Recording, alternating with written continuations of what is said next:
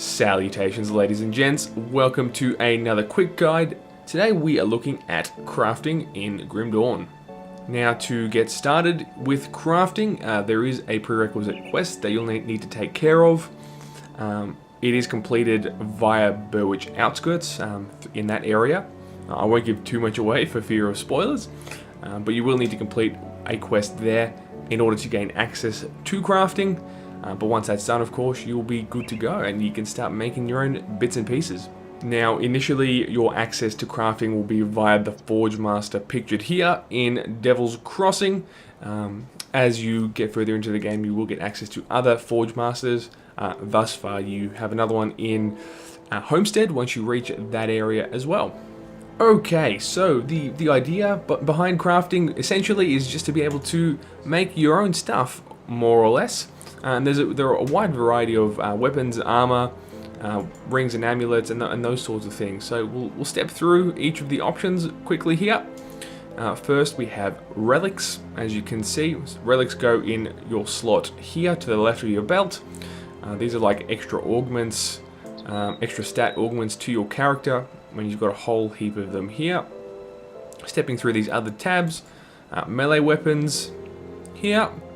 Ranged weapons, armor, and finally accessories and consumables.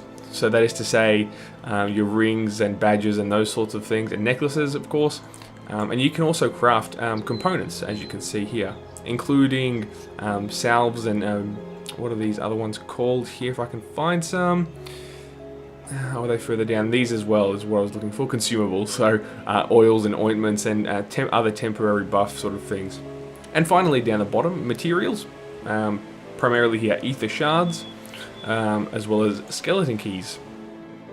So, in order to be able to craft all these items, you will of course need, I suppose, ingredients, for lack of a better term.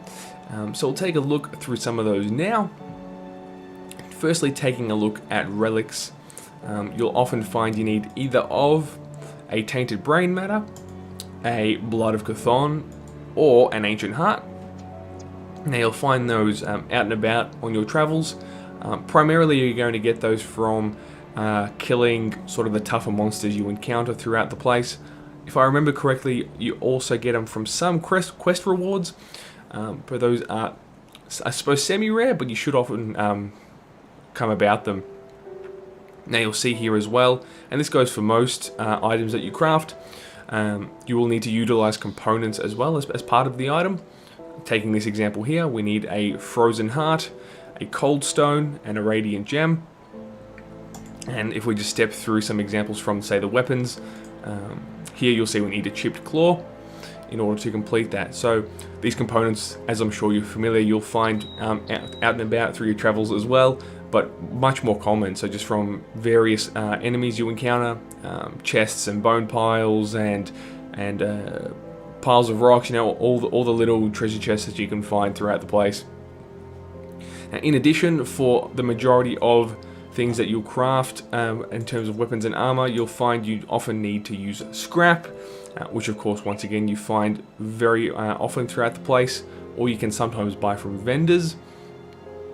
Alternatively, you'll find you also sometimes need to use ether crystal. Now, ether crystal, of course, you'll get from the ether clusters that you'll destroy throughout the place, so very good to collect as well. And if I can find another example, sometimes you'll need an ether shard, which is just a combination of ether crystals. To craft that, you'll have to go to your accessories and consumables, and you'll find it right towards the bottom here. Ether shard, just a combination of 3 ether crystals. So those are all the main things you're going to need in order to be able to put these items together. You will find the occasional once-off where something else is required. We'll see if we can find an example here. Tremor, no, I think I might have one in here. The Mistborn Talisman, for example, will need a Troll Bone Crusher to craft the item. That's sort of like a rare weapon you'll find, I believe, from particular enemies. But for the majority of your crafting, it's just going to be a case of ether crystals or scrap with components, unless, of course, in the case of your relics, which will be Ancient Hearts, Blood of Chthon, or Tainted Brain Matter. So finally, in terms of the specific weapons and armor that you can craft, that is available for you to make, you'll find you have 3 tiers, I suppose, of items you can craft. Yellow, which is magical items, green, which is your rarer items, and you will get access to blue items as well as you go. Each of them works a little differently when it comes to crafting. So the yellow ones are, as you can see here, completely random stats. So it's kind of like a gambling mechanic, I suppose. Often quite cheap to craft, just a bit of scrap and coin usually. But the stats are random, so you might get something completely useless and crap for yourself.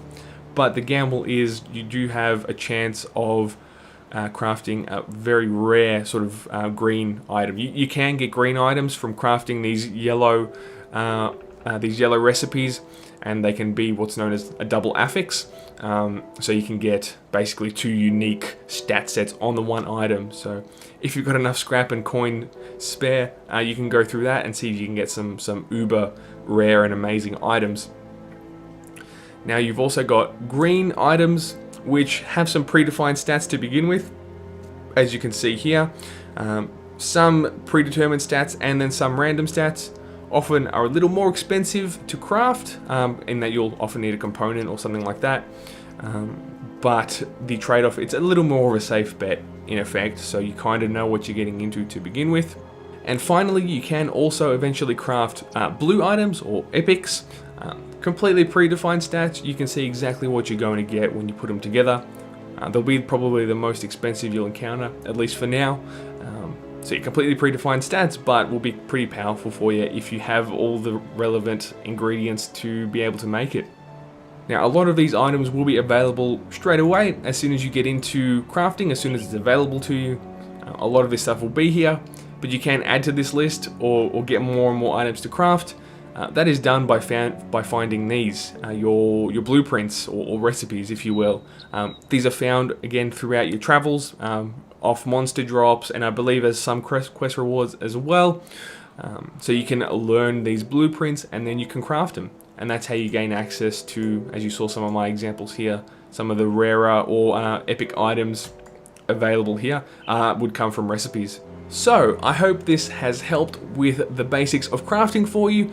If you have any further questions, please do feel free to leave them below in the comments and I'll do my best to lend you a hand. Otherwise, if you did enjoy or found this helpful, please do feel free to leave a like down below, as it will help quite a lot.